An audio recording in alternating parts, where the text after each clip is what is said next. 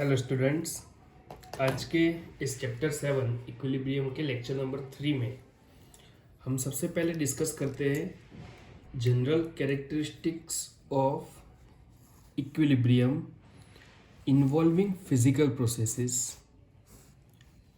Equilibrium physical processes में भी बनता है, केमिकल में भी बनता है।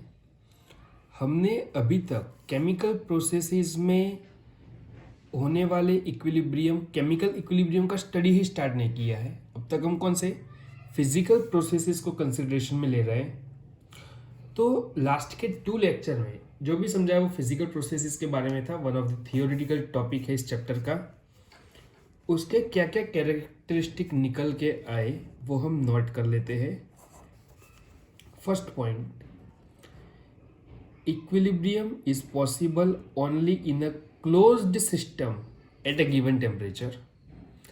इक्विलिब्रियम होने के लिए फर्स्ट नेसेसरी कंडीशन कह लो आप कि हमारा कंटेनर जो है वो कैसा होना चाहिए, क्लोज। कोई भी इक्विलिब्रियम हो, फिजिकल है, केमिकल है, सबके लिए ये कंडीशन फॉलो होगी कि ऑलवेज क्लोज कंटेनर होना चाहिए, यानी कि क्लोज्ड सिस्टम के अंदर ही इक्विलिब्रियम एस्टैब्लिश हो सकता है। So first characteristic is equilibrium is possible only in a closed system at a given temperature। क्योंकि टेम्परेचर चेंज हुआ तो इक्विलिब्रियम फॉरवर्ड या फिर बैकवर्ड मूव कर सकता है। रिएक्शन फॉरवर्ड में या फिर बैकवर्ड में जा सकते हैं। Second most important characteristic and necessary condition कह लो, both the opposing processes occur at same rate, यानी कि फॉरवर्ड एंड बैकवर्ड रिएक्शन का रेट जो है वो सेम होना चाहिए। So second point is both the opposing processes occur at the same rate,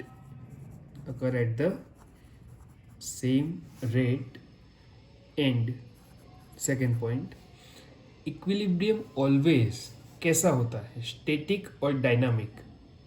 The equilibrium is always dynamic in nature and there is a dynamic but stable condition। ये condition के लिए stable word use किया जा रहा है, ठीक है, मतलब स्टैटिक अलग वर्ड है। Third, all measurable properties of the system remain constant. Measurable property यानी कि वॉल्यूम है, प्रेशर है, टेम्परेचर है, वो सारी की सारी कांस्टेंट रहनी चाहिए। कंसंट्रेशन है रिएक्टेंट एंड प्रोडक्ट के, वो कोई जब इक्विलिब्रियम एस्टेब्लिश होगा तब वो एक फिक्स्ड अमाउंट में आ जाएंगे। So all measurable properties of the system कैसी रहनी चाहिए, कांस्टेंट। अगर वेरिएशन आया तो इक्विलिब्रियम डिस्टर्ब होने के चांसेस है। क्लियर है थर्ड पॉइंट। आगे fourth point, when equilibrium is attend for a physical process it is characterized by constant value of one of its parameters at a given temperature। जो आपको कल के lecture में सबसे लास्ट वाला पॉइंट बताया था कि अगर मान लो कि आपको शुगर सॉल्यूशन का इक्विलिब्रियम एस्टैब्लिश करना है तो उसके लिए सॉल्यूट का कंसंट्रेशन जो है वो आपका कांस्टेंट रहना चाहिए, या फिर सॉलिड लिक्विड इक्विलिब्रियम के लिए प्रेशर को कांस्टेंट रखना था। तो जब भी इक्विलिब्रियम एस्टेब्लिश होता है when equilibrium is attained or established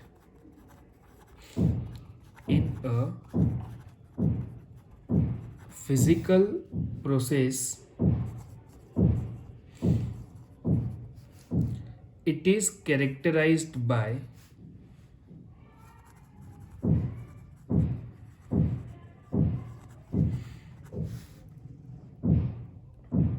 constant value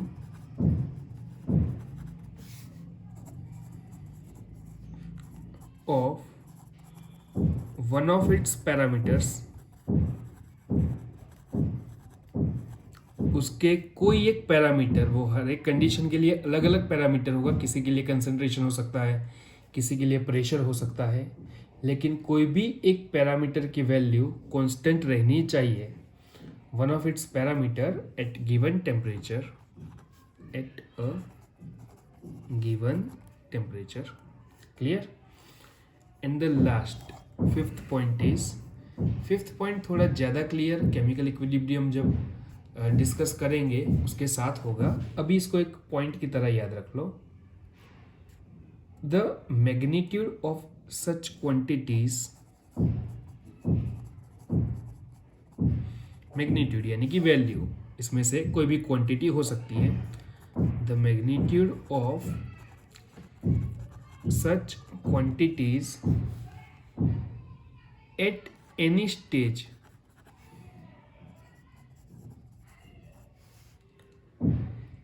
indicates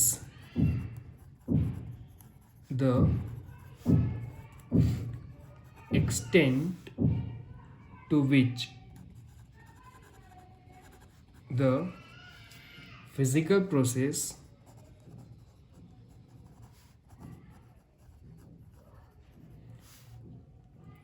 has proceeded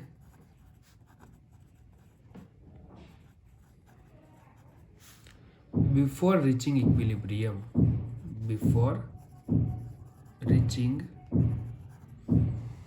equilibrium. Equilibrium पर जाने से पहले किसी भी पॉइंट पर रिएक्शन किस डायरेक्शन में प्रोसीड होगा, फॉरवर्ड में या फिर बैकवर्ड में, वो हम कुछ क्वांटिटी के, सच ऑफ द क्वांटिटीज के मैग्नीट्यूड के ऊपर से आइडेंटिफाई कर सकते हैं या फिर प्रिडिक्ट कर सकते हैं. एंड आपको बताया वैसे फिफ्थ पॉइंट का ज़्यादा डिटेल डिस्कशन जब हम इस चैप्टर को समझेंगे तब साथ में करते रहेंगे. ठीक है ना. अगला टॉपिक है केमिकल इक्विलिब्रियम को समझना. तो इसको हम लिख लेते हैं इक्विलिब्रियम इन केमिकल प्रोसेसेस.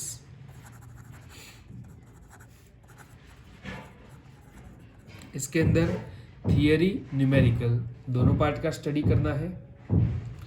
इक्विलिब्रियम इन केमिकल प्रोसेसेस, जिसको हम केमिकल इक्विलिब्रियम भी कहेंगे, also known as chemical equilibrium. अब केमिकल इक्विलिब्रियम में फिजिकल इक्विलिब्रियम में जैसे ही, लेकिन रिएक्टेंट में कोई एटम होंगे जो केमिकली कंबाइन होते होंगे एंड नए मॉलिक्यूल का फॉर्मेशन करते होंगे. मतलब केमिकल प्रोसेसेस के अंदर बनने वाले इक्विलिब्रियम को हम केमिकल इक्विलिब्रियम कहते हैं. केमिकल इक्विलिब्रियम भी डायनामिक नेचर में होता है, मतलब फॉरवर्ड एंड बैकवर्ड इन दोनों रिएक्शन के रेट सेम होते हैं, लेकिन सिर्फ और सिर्फ यहाँ पर केमिकल रिएक्शन इन्वॉल्व होगी. इसीलिए क्या वर्ड यूज किया जाता है, केमिकल इक्विलिब्रियम. चलो सबसे पहले डेफिनेशन से शुरुआत करते हैं इसकी टॉपिक की. फर्स्ट नेसेसरी कंडीशन इक्विलिब्रियम के लिए क्या है, तो फॉरवर्ड एंड बैकवर्ड रिएक्शन का रेट सेम होना. तो when the rates of the forward and reverse, या फिर बैकवर्ड वर्ड यूज करते हैं यहाँ पर, reverse reactions becomes equal,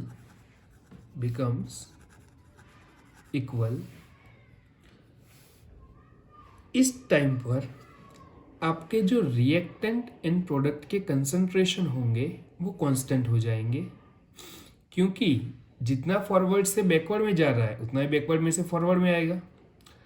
physical processes में हमने क्या समझा था, अमाउंट कांस्टेंट हो जाते थे, जैसे कि हमने थर्मोस फ्लास्क का एग्जांपल लिया था कि 273 केल्विन टेम्परेचर पे एक थर्मोस फ्लास्क के अंदर आइस क्यूब एंड वाटर दोनों को मिक्स कर दो तो दोनों के इंटर कन्वर्जन होने का रेट सेम रहता है, इसलिए हमें उनका अमाउंट क्या लगता है, सेम। यहाँ पर हम अमाउंट की प्लेस पर रिएक्टेंट एंड प्रोडक्ट के कंसंट्रेशन को कंसिडरेशन में लेंगे, एंड अगर reactant and product gaseous form में है तो उसके प्रेशर को भी कंसिडरेशन में लेंगे। ठीक है, वो आगे मैं बताऊंगा। अभी कंसंट्रेशन से स्टेटमेंट कंप्लीट करता हूं। The concentration of reactants and products remain constant।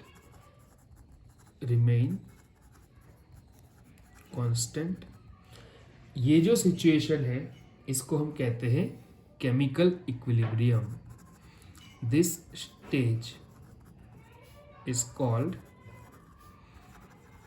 Chemical equilibrium. Clear, done है यहाँ तक।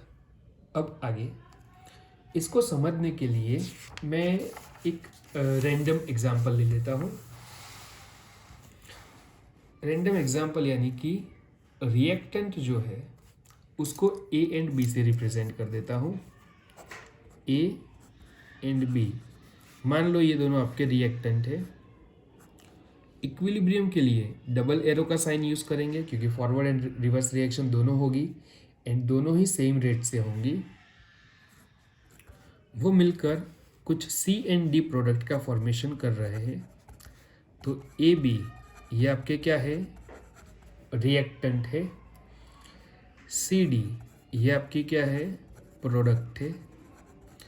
जब आप एक क्लोज कंटेनर लोगे एंड उस कंटेनर के अंदर ए एंड बी को फिलअप कर दोगे तो ए एंड बी ये दोनों एक दूसरे के साथ रिएक्शन करके प्रोडक्ट सी एंड डी बनाना स्टार्ट कर देंगे। मतलब कि इसको हम कहेंगे इस केमिकल रिएक्शन की फॉरवर्ड रिएक्शन। अब इस फॉरवर्ड रिएक्शन का ग्राफिकल रिप्रेजेंटेशन समझते हैं।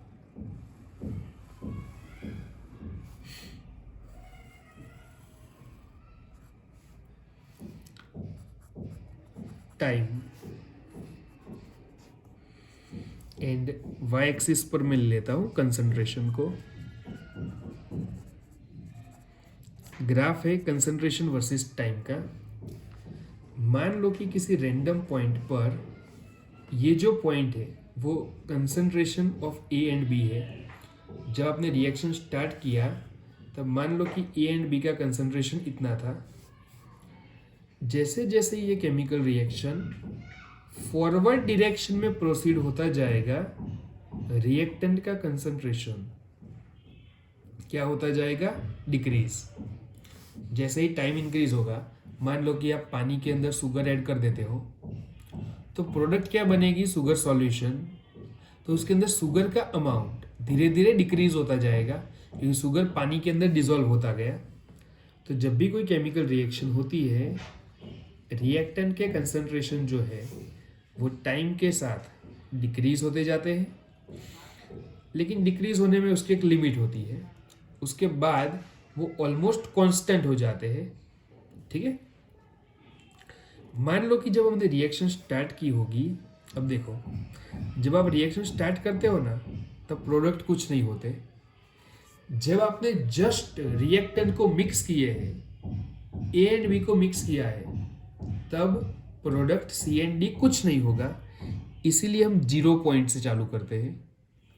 रिएक्टेंट के तो समथिंग कंसंट्रेशन होंगे, प्रोडक्ट कुछ नहीं बना होगा जब मिक्स किया जाता है। जैसे जैसे रिएक्टेंट के बीच में रिएक्शन होगी, मतलब ए एंड बी रिएक्शन करते जाएंगे, वैसे वैसे ही सी एंड डी बनते जाएंगे, यानी कि प्रोडक्ट का कंसंट्रेशन इंक्रीज होता जाएगा। इंक्रीज होते होते होते वो एक मैक्सिमम लेवल तक पहुंचेंगे, फिर उसकी वैल्यू जो है वो ऑलमोस्ट कांस्टेंट हो जाएगी। क्लियर? इस पॉइंट को थोड़ा सा ऊपर से समझो, ठीक है, यहाँ से। चलो, अब इसके अंदर ये जो है वो किसका रिप्रेजेंटेशन है? रिएक्टेंट का, यानी कि ए और बी के कंसंट्रेशन विद टाइम, एंड ये है सी या डी के कंसंट्रेशन विद टाइम। अब इक्विलिब्रियम सिचुएशन क्या थी? जब A B and C D के कंसंट्रेशन कांस्टेंट हो जाते हैं, उसमें फर्दर कोई चेंज ऑब्जर्व नहीं होता है, इस सिचुएशन को, इस टाइम पर A B and C D के कंसंट्रेशन कांस्टेंट हो गए और उसमें टाइम के साथ कोई खास वेरिएशन नहीं आ रहा है, तो इस सिचुएशन को हम क्या कहते हैं कि इस टाइम पर इस केमिकल प्रोसेस के अंदर इक्विलिब्रियम एस्टैब्लिश हो चुका है। क्लियर है? आगे अब मैं हेबर्स प्रोसेस का एग्जांपल लेता हूँ एंड इस सेम चीज को एक्सप्लेन करता हूँ, ठीक है। एंड साथ में ये भी डिस्कस करेंगे कि केमिकल इक्विलिब्रियम डायनामिक नेचर में होता है। तो टॉपिक का नाम है dynamic nature of chemical equilibrium.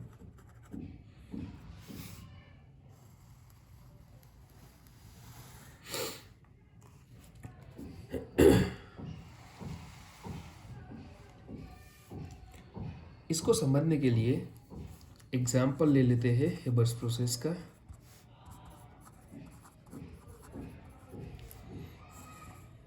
Haber's process क्या था, पहले उसको याद करो।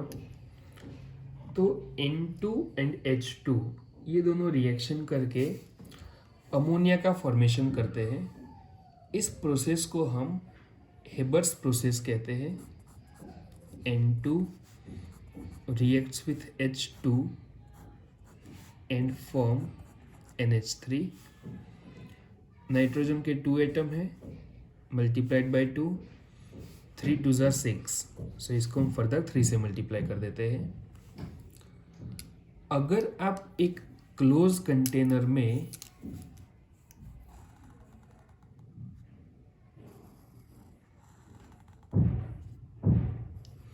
इन दोनों गैस को फिलअप कर दोगे, N2 एंड H2 को, तो ये दोनों केमिकली रिएक्शन करके NH3 अमोनिया का फॉर्मेशन करना स्टार्ट कर देंगे।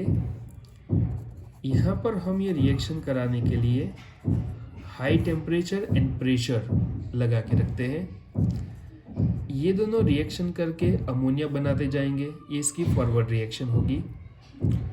After some time NH3 ammonia जो है वो N2 एंड H2 के अंदर डिकम्पोज होता जाएगा एंड इस रिएक्शन के अंदर फॉरवर्ड एंड बैकवर्ड रिएक्शन दोनों ही स्टार्ट हो जाएंगे।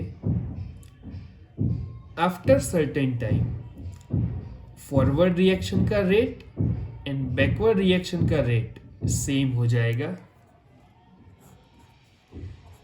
रेट ऑफ फॉरवर्ड यानी क्या?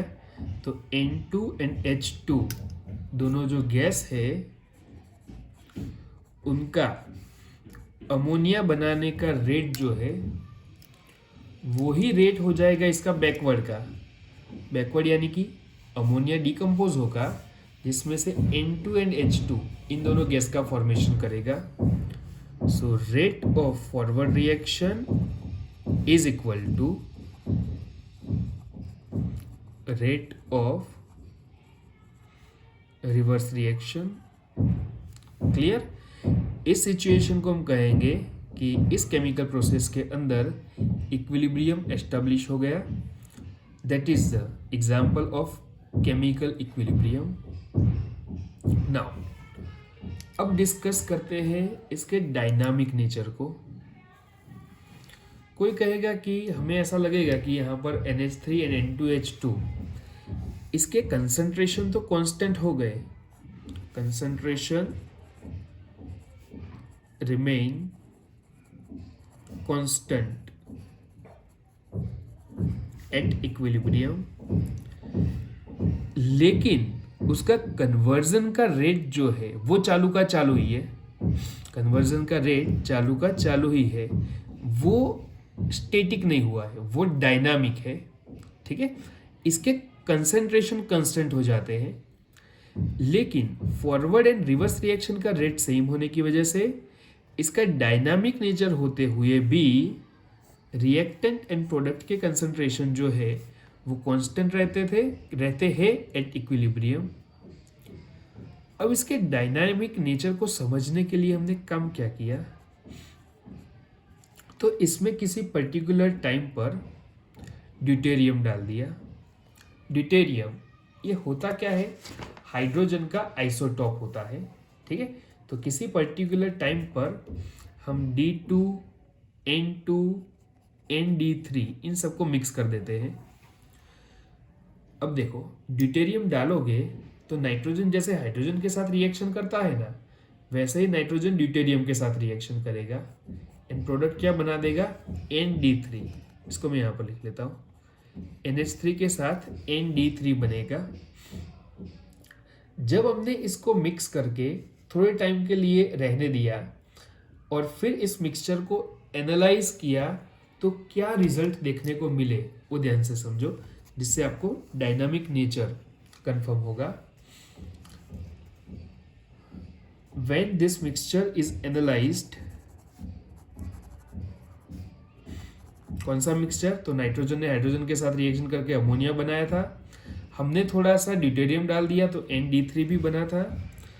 When this mixture is analyzed, फिर हमने कंटेनर के अंदर जो भी है उन सबको एनालाइज किया, तो पता चला कि कंसंट्रेशन ऑफ NH3, ये जो प्रोडक्ट अमोनिया बनता है उसका concentration is just same as before. मतलब पहले जितना कंसंट्रेशन था ड्यूटेरियम डालने से पहले, अब भी हमें उतना ही उसके अंदर मिल रहा था। लेकिन however, when this mixture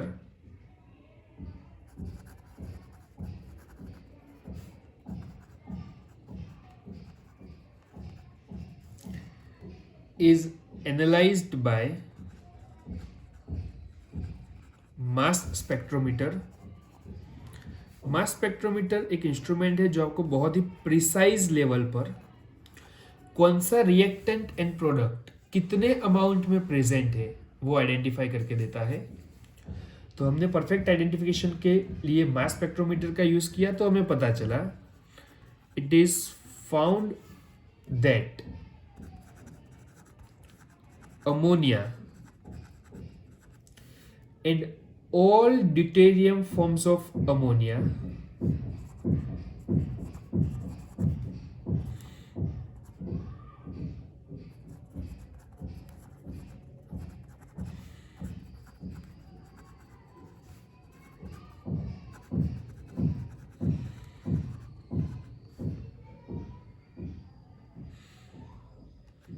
and dihydrogen and its deuterate and HD hydrogen deuteride, ये सभी के सभी प्रेजेंट थे। तो इसका मीनिंग क्या हुआ, आपने तो ड्यूटेरियम ही डाला था, ND3 कैसे बन गया, HD कैसे बना, D2 ने कैसे एग्जिस्ट किया, तो ये डायनामिक इक्विलिब्रियम में है। मतलब फॉरवर्ड एंड बैकवर्ड दोनों ही रिएक्शन रेट, दोनों ही डायरेक्शन में रिएक्शन होती है एंड आफ्टर सम टाइम इसका रेट सेम हो जाएगा। सो हम इस स्टेज पर आए कि केमिकल इक्विलिब्रियम जो है वो भी डायनामिक नेचर में होता है। तो हमने ड्यूटेरियम आइसोटोप का यूज़ करके ये आइडेंटिफाई किया कि इसमें फॉरवर्ड एंड बैकवर्ड रिएक्शन दोनों होते हैं, एंड जब इक्वल हो जाता है रेट तब रिएक्टेंट एंड प्रोडक्ट के कंसंट्रेशन कांस्टेंट हो जाते हैं। तो लगता स्टैटिक है लेकिन ये होता डायनामिक नेचर में है always.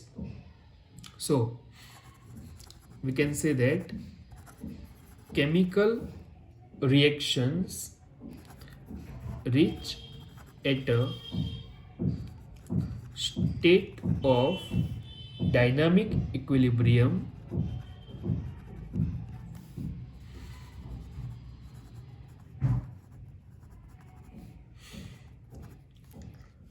in which the rates of forward and reverse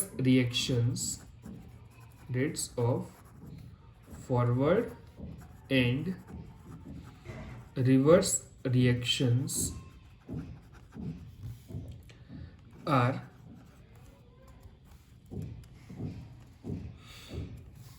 equal and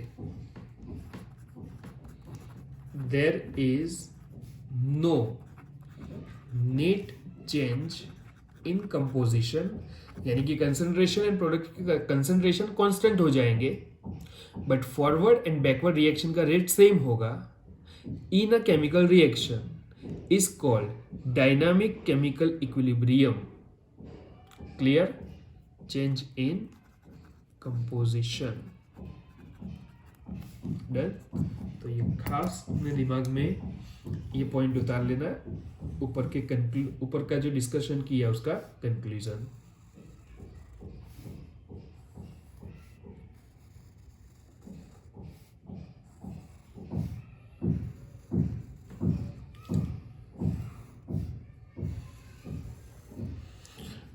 चलो अब आगे बढ़ते हैं। दूसरा एक बुक में HI का भी एग्जाम्पल लिया है, बट एक एग्जाम्पल समझ लिया इनफ है। ठीक है, बार बार दूसरा HI के एग्जाम्पल की रिक्वायरमेंट नहीं है, सेम तरीके से ही समझना है। आगे बढ़ते हैं। लॉ ऑफ केमिकल इक्विलिब्रियम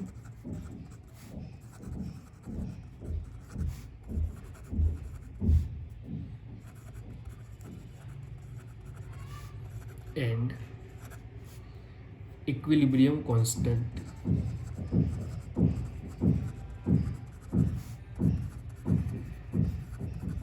जिसको हम K से रिप्रेजेंट करेंगे। अब क्वेश्चन ये था कि हम ये जो इक्विलिब्रियम कह रहे हैं उससे हमें रिएक्टेंट या प्रोडक्ट की कंसंट्रेशन निकालनी हो या फिर फाइंड करना हो कि इक्विलिब्रियम मिक्सचर में रिएक्टेंट एंड प्रोडक्ट के अमाउंट कितने हैं, कितना रिएक्टेंट है, कितना प्रोडक्ट है, कब इक्विलिब्रियम एस्टैब्लिश होगा, कितना रिएक्शन मिक्सचर है, कितना इक्विलिब्रियम मिक्सचर है। तो वो सब फाइंड करने के लिए कौन सा फैक्टर काम में आएगा? रिएक्टेंट का इनिशियल कंसंट्रेशन, रिएक्टेंट का फाइनल कंसंट्रेशन या एनी अदर फैक्टर। तो वो सब डिस्कशन चल रहा था जिसमें दो साइंटिस्ट थे, उन्होंने 1864 में कंसंट्रेशन से इक्विलिब्रियम टर्म को इंटररिलेट करने के लिए एक फॉर्मूला दिया, एक टर्म हमारे सामने रिप्रेजेंट की। पहले साइंटिस्ट का नाम था कैटो मैक्सिमिलियन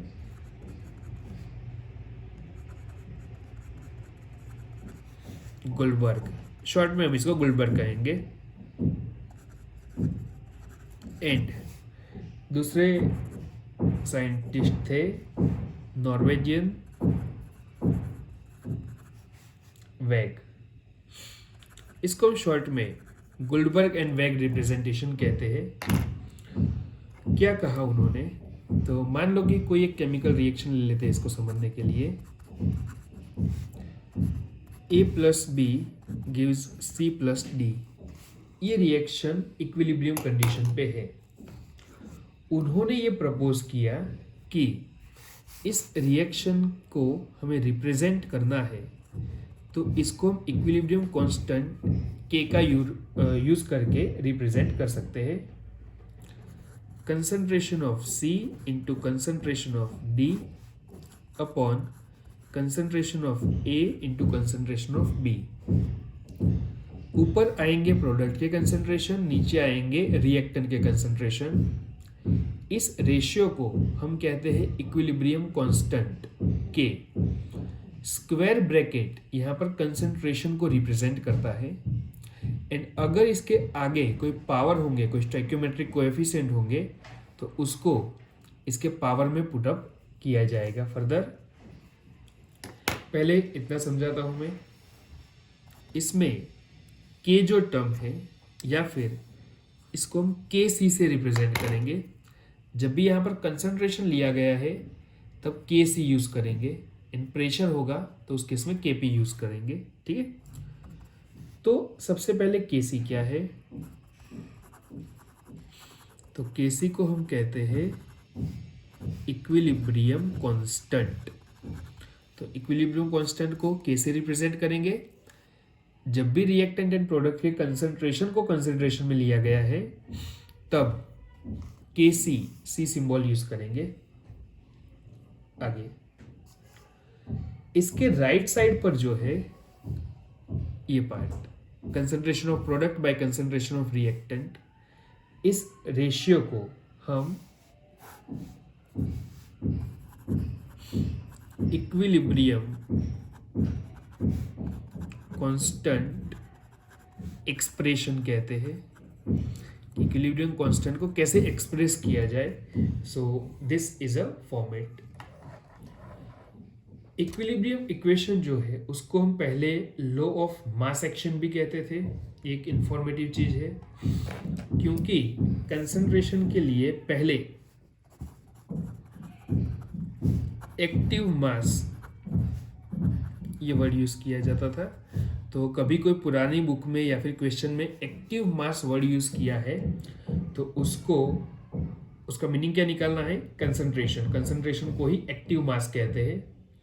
तो कभी कभी ये जो इक्विलिब्रियम का इक्वेशन है उसको लॉ ऑफ मास एक्शन करके भी रिप्रेजेंट किया हो सकता है।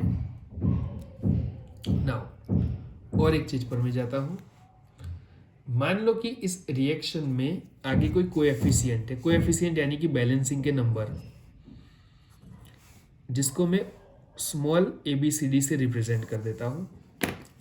पहले हर एक टर्म को समझाता हूं। ए बी क्या है? तो ये हमारे रिएक्टेंट है।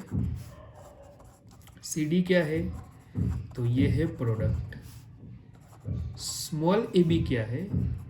तो this are the stoichiometric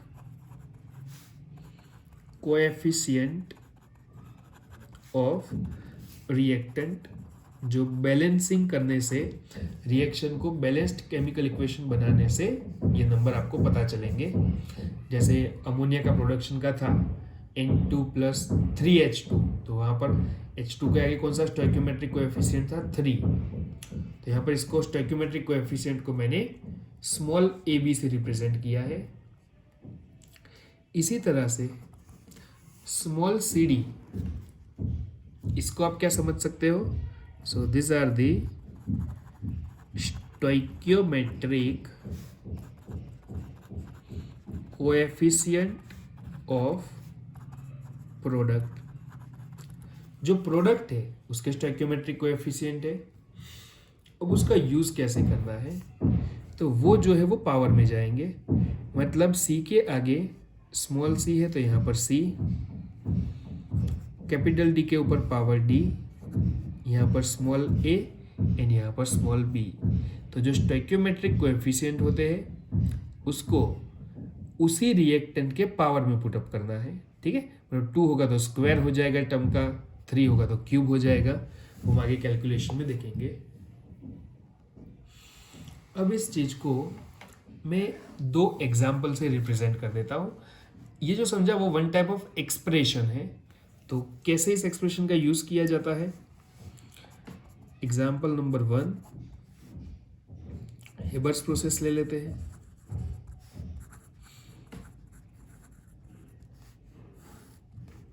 N2 plus 3H2 gives 2 moles of NH3। ठीक है, मान लो कि एक रिएक्शन है जो इक्विलिब्रियम कंडीशन पे है, इक्विलिब्रियम एस्टैब्लिश हो चुका है। आपको कहे कि इस रिएक्शन के इक्विलिब्रियम कांस्टेंट को यानी कि Kc को रिप्रेजेंट करो, तो कैसे करोगे? तो ऊपर आएगा कंसंट्रेशन ऑफ प्रोडक्ट है NH3, उसके आगे का स्टोइकियोमेट्रिक कोएफिशिएंट है 2, तो NH3 पावर में 2। नीचे आएंगे कंसंट्रेशन ऑफ रिएक्टेंट, तो रिएक्टेंट है आपके N2 एंड H2। कंसंट्रेशन के लिए स्क्वायर ब्रैकेट, N2 के आगे कोएफिशिएंट है 1, तो N2 के पावर में आएगा 1, एंड H2 के आगे स्टोइकियोमेट्रिक कोएफिशिएंट है 3, तो H2 के पावर में आएगा 3। सबसे पहला क्वेश्चन जो आपके सामने आएगा कि रिएक्टेंट एंड प्रोडक्ट के कंसंट्रेशन दिए हुए होंगे, इक्विलिब्रियम कांस्टेंट Kc फाइंड करना होगा। तो बहुत सिंपल टास्क, जो कंसंट्रेशन दिए हुए है उसको पुटअप करो, कैलकुलेट करो, आपको Kc मिल जाएगा। जनरली हम कंसंट्रेशन को मोलारिटी यूनिट में मेजर करते हैं, तो अगर आपको इसका यूनिट पूछे तो ऊपर क्या हो रहा है, मोलारिटी का पावर 2, नीचे क्या होगा N2 यानी कि मोलारिटी का पावर 1, यहाँ पर मोलारिटी का पावर 3, यानी m पावर 2 नीचे m पावर 4। तो यहाँ पर Kc का यूनिट रहेगा मोलारिटी पावर -2। सो जो भी इक्वेशन दिया गया है उसके अकॉर्डिंग आपको उसका Kc का यूनिट क्या होगा वो फाइंड करना होगा। कंसंट्रेशन है तो जनरली हम इसको मोलारिटी में ही मेजर करेंगे। प्रेशर होगा तो एटमॉस्फेयर या फिर बार का यूज किया हुआ होगा। अगला एग्जांपल में लिखता हूँ H2 प्लस I2, ये मिलकर फॉर्मेशन कर रहे हैं HI हाइड्रोजन आयोडाइड का। इसका Kc आपको रिप्रेजेंट करना है। तो सबसे पहला आपका इक्वेशन बैलेंस्ड होना चाहिए। H यहाँ पर 2 है, I2 है, तो बैलेंसिंग करने के लिए हम इसको 2 से मल्टीप्लाई करेंगे। कंसंट्रेशन ऑफ प्रोडक्ट यानी कि ये है आपका HI प्रोडक्ट, इसके आगे है 2 नंबर, तो पावर में आएगा 2, divide by concentration of reactant. Reactant यहाँ पर है H2 एंड I2, जिसके पावर है 1 तो 1 पुटअप ना करें तो चले। ठीक है, तो ये हुआ रिप्रेजेंटेशन ऑफ Kc। अगर आपको मैं इन तीनों के कंसंट्रेशन दे दूं तो आप उसके ऊपर से इक्विलिब्रियम कांस्टेंट Kc फाइंड कर सकते हो। यूनिट क्या रहेगा इसका, तो it is unit less quantity.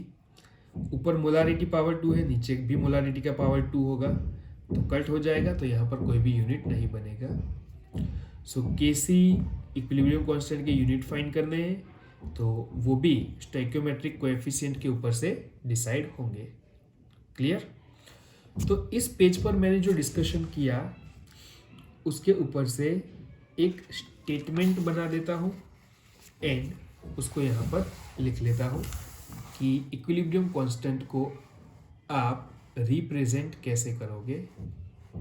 ठीक है, so the statement is eight a given temperature, क्योंकि इक्विलिब्रियम एस्टैब्लिश होने के लिए टेम्परेचर कांस्टेंट रहना चाहिए, the product of concentration of reaction products, this multiplication। ठीक है, ये मल्टीप्लिकेशन के लिए the product of concentration of reaction products raised to the respective stoichiometric coefficient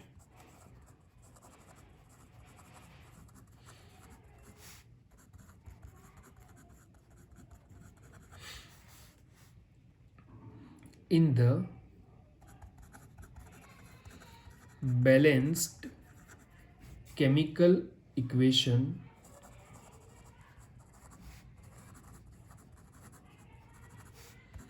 divided by, ऊपर क्या करना है आपको, जो प्रोडक्ट थे उसके कंसंट्रेशन को उसके पावर से, पावर कहाँ से आएगा, तो स्टोइकियोमेट्रिक कोएफिशिएंट जो होगा वो, और दो प्रोडक्ट होगी तो इनके बीच में मल्टीप्लिकेशन का साइन होगा, डिवाइड कर देना है रिएक्टेंट के कंसंट्रेशन से, ठीक है, divide by the product of concentration of reactants raised to their individual stoichiometric coefficients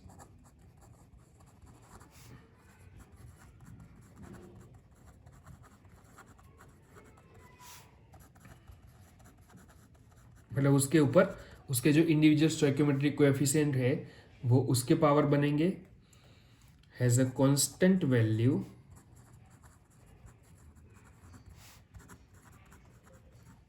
this is known as law of chemical equilibrium.